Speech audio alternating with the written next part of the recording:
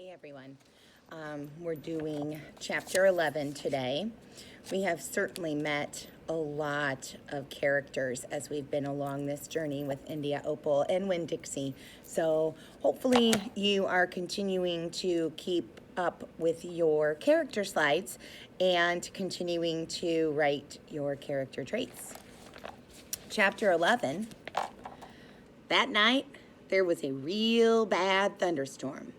But what woke me up wasn't the thunder and lightning.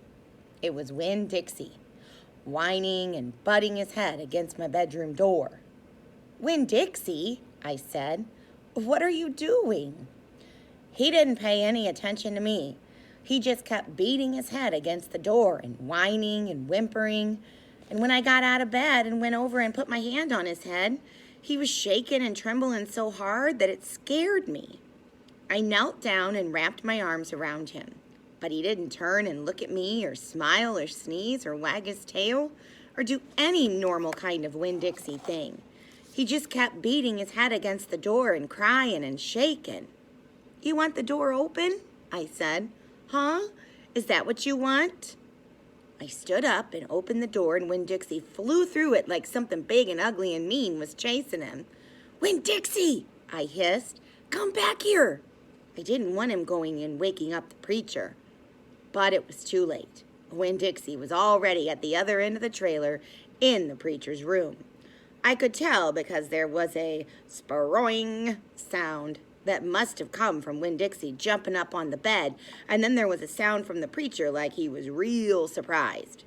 But none of it lasted long because Winn Dixie came tearing back out of the preacher's room, panting and running like crazy.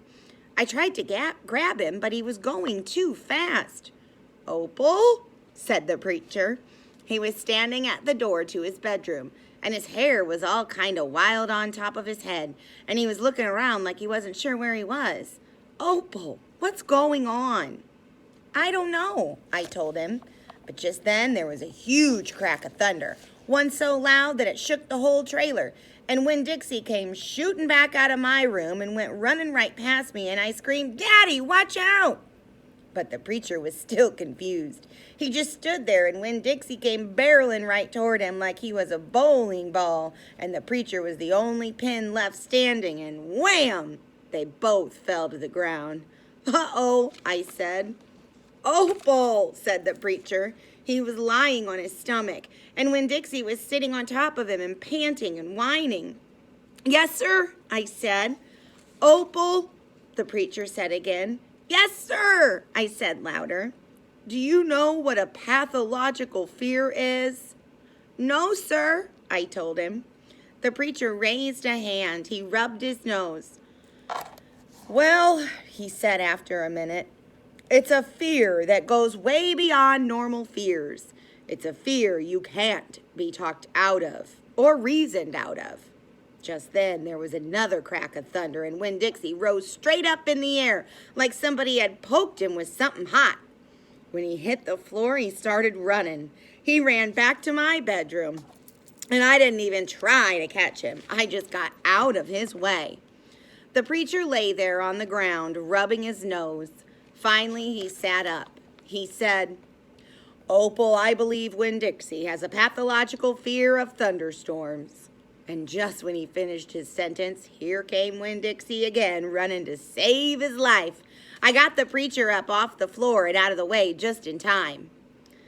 There didn't seem to be a thing we could do for Winn Dixie to make him feel better, so we just sat there and watched him run back and forth, all terrorized and panting. And every time there was another crack of thunder, Winn Dixie acted all over again like it was surely the end of the world. "The storm won't last long," the preacher told me, "and when it's over, the real Winn Dixie will come back." After a while, the storm did end. The rain stopped, and there wasn't any more lightning, and finally, the last rumble of thunder went away, and Winn Dixie quit running back and forth and came over to where me and the preacher were sitting, and cocked his head like he was saying, "Well, what in the world are you two doing out of bed in the middle of the night?" And then he crept up on the couch with us. in this funny way he has where he gets on the couch an inch at a time, kind of sliding himself onto it, looking off in a different direction like it's all happening by accident, like he doesn't intend to get on the couch, but all of a sudden there he is. And so the three of us sat there. I rubbed Winn Dixie's head and scratched him behind the ears the way he liked. And the preacher said, "There are an awful lot of thunderstorms in Florida in the summertime." "Yes, sir," I said. I was afraid that maybe he would say we couldn't keep a dog who went crazy with a pathological fear every time there was a crack of thunder. "We'll have to keep an eye on him," the preacher said. He put his arm around Winn Dixie. "We'll have to make sure he doesn't get out during a storm. He might run away. We have to make sure we keep him safe." "Yes, sir," I said again. All of a sudden, it was hard for me to talk. I loved the preacher so much. I loved him because he loved Winn Dixie. I loved him because he was going to forgive Winn Dixie for being afraid. But most of all, I loved him for putting his arm around Winn Dixie like that, like he was already trying to keep him safe.